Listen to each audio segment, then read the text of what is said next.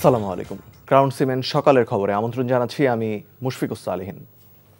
জুলাই গণ অভ্যুত্থানের সময় সংঘটিত মানবতা বিরোধী অপরাধের ঘটনায় ক্ষমতাচ্যুত প্রধানমন্ত্রী শেখ হাসিনা সহ ৩ জনের বিরুদ্ধে প্রথম কোনো মামলার রায় ঘোষণা হতে যাচ্ছে আজ।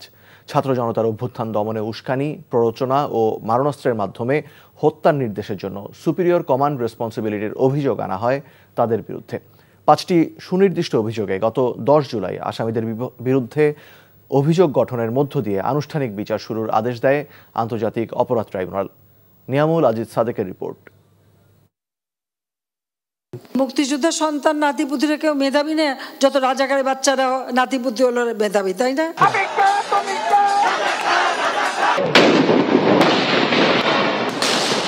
জুলাই আগস্টে বিরোধী মত দমনে সারা দেশে হামলা চালায় আইনশৃঙ্খলা বাহিনী এবং আওয়ামী লীগ ও সহযোগী সংগঠনের নেতাকর্মীরা। নির্বিচারে হত্যাযজ্ঞ চালায় আন্দোলনকারীদের ওপর। এতে ছাত্র জনতা ও নিরীহ মানুষসহ 1400 জন হত্যার শিকার হন। সেই হত্যাযজ্ঞের ঘটনায় শেখ হাসিনা, আসাদুজ্জামান খান কামাল ও চৌধুরী আবদুল্লাহ আল মামুনের বিরুদ্ধে সুপিরিয়র কমান্ড রেসপন্সিবিলিটি অর্থাৎ ঊর্ধ্বতন নেতৃত্বের অভিযোগ আনে প্রসিকিউশন। এছাড়া সুনির্দিষ্ট যে 5টি অভিযোগ আনা হয় তা হলো গত বছরের 14 জুলাই গণভবনে আয়োজিত সংবাদ সম্মেলনে শেখ হাসিনার উস্কানিমূলক বক্তব্য, যেই হোক অবশ্যই তাদের বিচার করা হবে। হেলিকপ্টার, ড্রোন ও প্রাণঘাতী অস্ত্র ব্যবহারের মাধ্যমে আন্দোলনকারীদের নির্মূল করার নির্দেশ, যা কয়েকটি কথোপকথনেও প্রমাণ পাওয়া যায়। এখন লেথাল ওয়েপন ব্যবহার করবে, যেখানে পাবে সেটা গুলি করবে। র্যাব, সিজিএফআই সবাইকে বলা হয়েছে যে যেখান থেকে যে কথা পারবো ধরে ফেলো। রংপুরে বেগম রোকেয়া বিশ্ববিদ্যালয়ের ছাত্র আবু সাইদকে গুলি করে নির্মমভাবে হত্যা। রাজধানীর চাংখারপুলে আন্দোলনরত নিরীহ নিরস্ত্র 6 শিক্ষার্থীকে গুলি করে হত্যা। আশুলিয়ায় নিরীহ নিরস্ত্র 6 জনকে হত্যার পর আগুনে পুড়িয়ে দেয়া। গত 10 জুলাই এই 5টি অভিযোগ গঠন করে বিচার শুরুর নির্দেশ দেয় আন্তর্জাতিক অপরাধ ট্রাইব্যুনাল।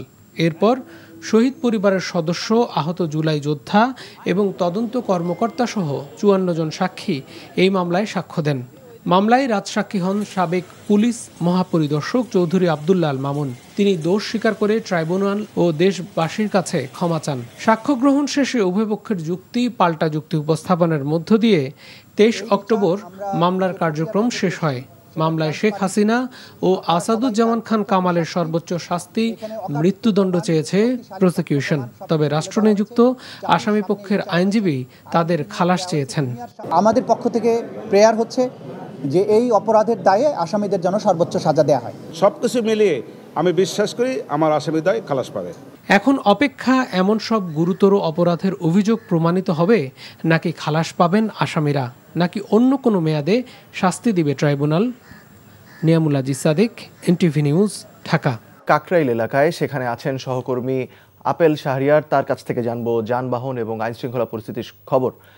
আপেল, কেমন দেখছেন রাস্তার পরিস্থিতি? বিভিন্ন বাহিনীর সদস্যদের উপস্থিতি কেমন রয়েছে এবং যানবাহন চলাচল কেমন দেখছেন?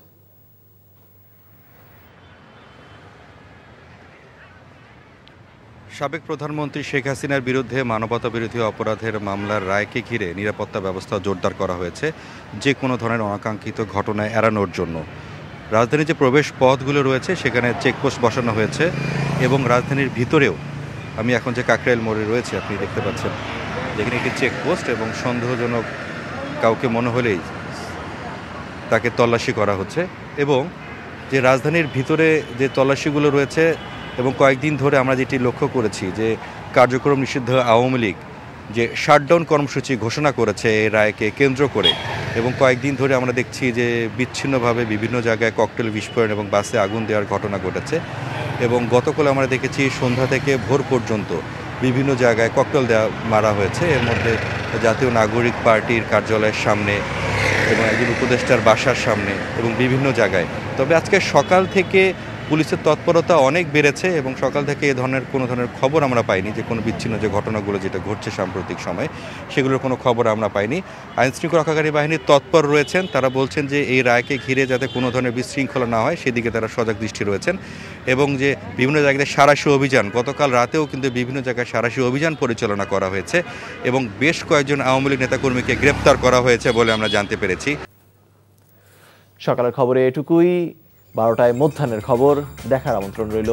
ধন্যবাদ সবাইকে।